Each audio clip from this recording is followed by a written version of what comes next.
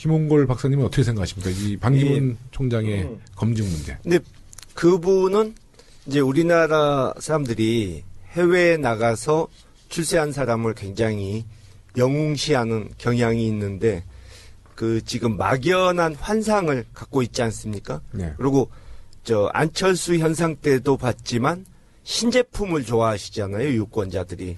그래서 한편으로는 출세한 분, 또 한편으로는 참신한 정치권에 때가 묻지 않은 그런 이미지를 갖고 계신 것 같은데 제가 보기에는 전혀 참신하지 않은 정치 신인이다.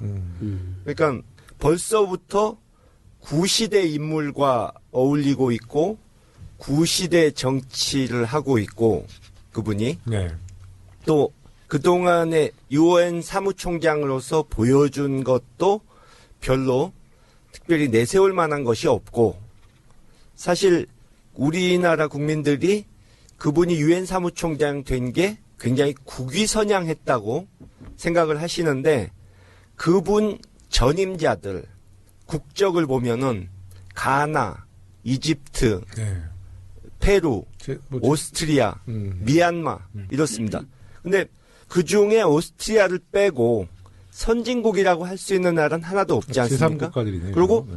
그 전 총장들 사실 대부분의 사람들이 그 사람이 어느 나라 출신인지도 몰랐던 경우가 대부분이고 네. 유엔 사무총장을 냈다고 해서 그 나라의 위상이 높아지지도 않았어요. 네네. 그러니까 그건 착각이고 그냥 국제기구의 관리자였을 뿐인데 그것을 세계 대통령을 한 것으로 잘못 선전이 돼 있다는 거죠. 네네. 그러니까 이제 아마 조금 있으면 환상에서 깨어날 분들이 많을 것이다.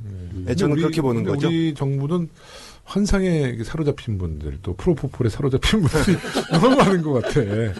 빨리 깨어야 되는데 프로포폴에 아직 못 깨어난 분들이 좀 있는 것 같아요.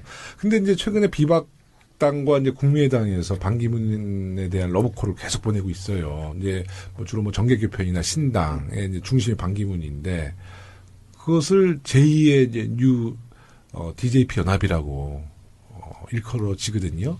DJP 연합하면 우리 김홍걸 박사님이 많은 생각이 있으실 텐데 어떻게 평가하세요?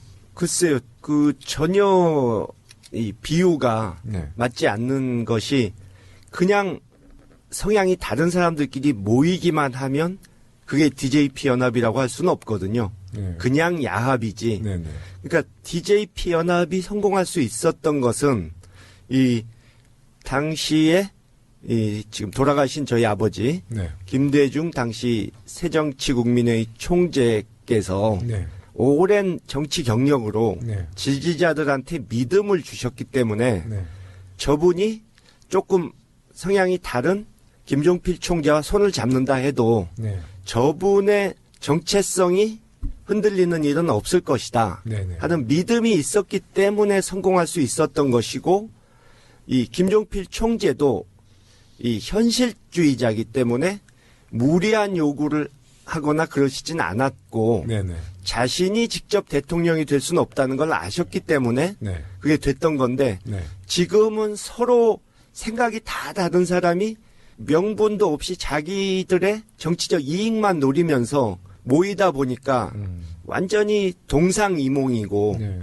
이합집산. 예, 이합집산. 그래서 제가 과거에 뭐라고 그랬냐면 제3지대론을 얘기하는데 제가 보기에는 망상지대다. 예, 망상에 빠진 사람들만 모이는 곳이다. 네. 예, 그런 얘기를 한 적이 있죠. 저는 이렇게 100% 동감합니다. 네. 이렇게 그 과거에 그 DJP 연합이라는 것은 김대중 대통령이나 JP나 그 지역의 맹주로서의 확고한 지분과 지지 세력이 튼튼했지 않습니까? 특히 김대중 대통령 같은 경우는 우리 민주주의정에 볼 때는 유일한 대통령 후보였고 그런 의미에서 그분이 가시자고 하는 길에 대해서 우리 지지층들 다수가 큰 뜻에 대한 그 인내를 할 수 있었고 그래서 모였다고 생각하거든요.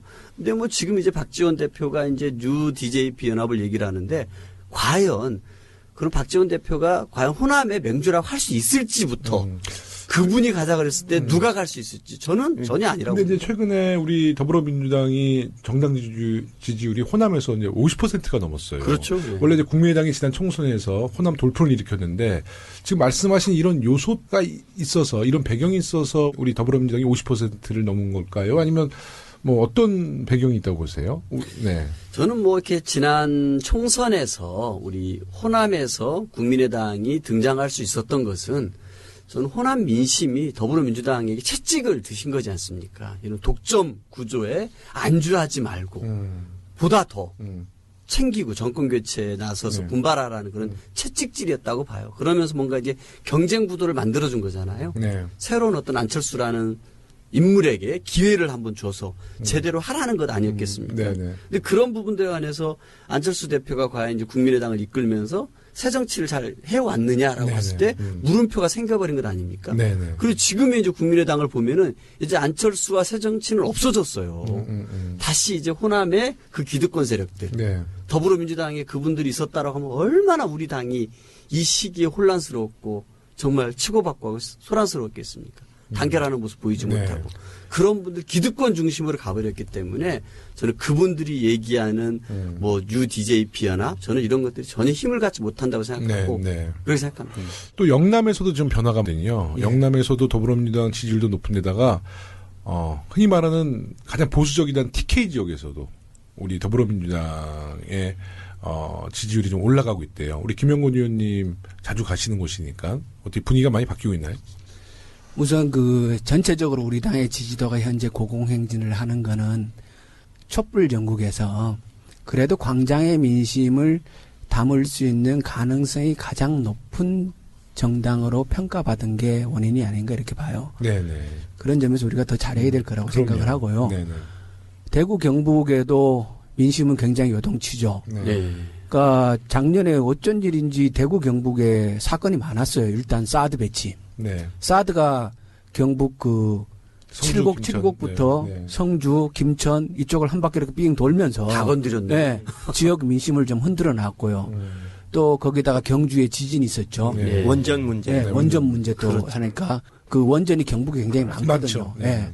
이래서 이게 이제 지역 민심을 상당히 흔들어 놨고 그리고 과거에 이제 좀 길게 보면은 6월 항쟁 때도 대한민국은 요동쳤지만 대구 경북은 상대적으로 조용했거든요. 그럼요. 네. 지역민들이 보다 근본적인 고민을 해볼 수 있는 기회가 그렇게 많지 않았어요.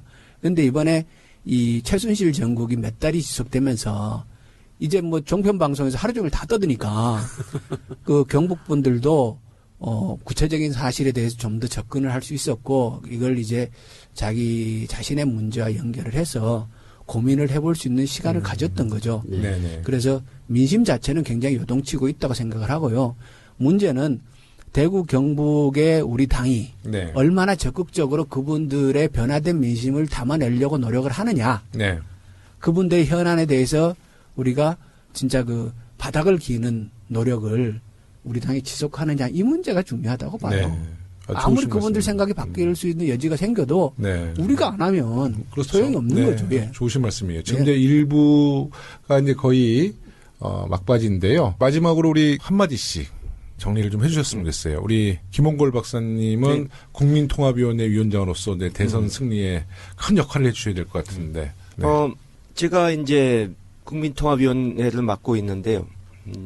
전에 추미애 대표께서도 비슷한 말씀을 하셨지만 저는 그 정치인 통합보다 일단 유권자 통합이 먼저다. 네. 해서 좀 전에 말씀하신 대로 영남 지역도 자주 가고 있고 네. 또 지난 총선 때 우리가 호남에서 회초리를 맞았으니까 네.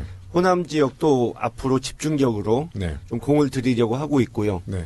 지금 좀 전에 말씀하신 대로 국민의당 측에서 네. 이제 뭐 주승용 의원이 뭐 정권 교체 안 돼도 뭐 이런 이 좀 호남 분들이 들으시면 깜짝 놀랄 네. 그런 발언을 하셔가지고 계속 지금 국민의당이 하락세고 우리의 지지세가 올라가고 있긴 하지만 반사이익에만 너무 기대하지 말고 우리가 좀 더 수권 정당으로서 또 정권을 교체하면 어떻게 나라를 바꿀 수 있을지, 개혁 작업을 완수할 수 있을지 보여드리는 게 우선이라고 생각해서 네. 지금 여러 가지 준비를 하고 있습니다. 호남 쪽은 지금도 계속 방문하셔서 뭐 그쪽 민심은 잘 알고 계실 텐데 어떤가요? 좀 전에 말씀드린 대로 그 국민의당 쪽에서 계속 잡음이 나오면서 상당히 실망을 많이 하신 상태고 네. 사실 뭐 몇 달 전부터 그쪽이 정권 교체를 위한 대안이란 생각은 이미 그분들이 버리셨고 네. 아까 그 UGJP 연합 말씀하셨는데 지난 6월인가요? 박지원 대표께서 뭐 호남 몫으로 뭐 무슨 자리를 가져와야 되고 무슨 자리를 가져와야 되고 이렇게 말씀하셨는데 제가 그때 이제 제발 호남인들과 돌아가신 아버지의 명예를 생각해서라도 그런 말씀은 좀 자제해달라 이렇게 SNS에 올렸던 것이 네. 사실 그 당시에 김종필 총재는 네. 물론 총리를 맡겠다는 이거는 약속은 있었지만 이 자리는 우리 거, 이 장관 자리는 우리 거 다 내놔 뭐 이런 식으로 네네. 그런 염치 없는 태도를 보이신 적이 없거든요. 네네. 근데 마치 호남 사람들이 그런 자리만을 탐내고 있다는 잘못된 인식을 심어줄 수 있기 때문에 또 호남당이란 소리 들을 수 있고 네네. 그것이 호남인의 명예에 또 누가 되는 일이기 때문에 저는 우려를 했었는데 네. 제가 우려했던 대로 좀 상황이 네. 좀 그렇게 악화된 것 같네요. 잘 알겠습니다.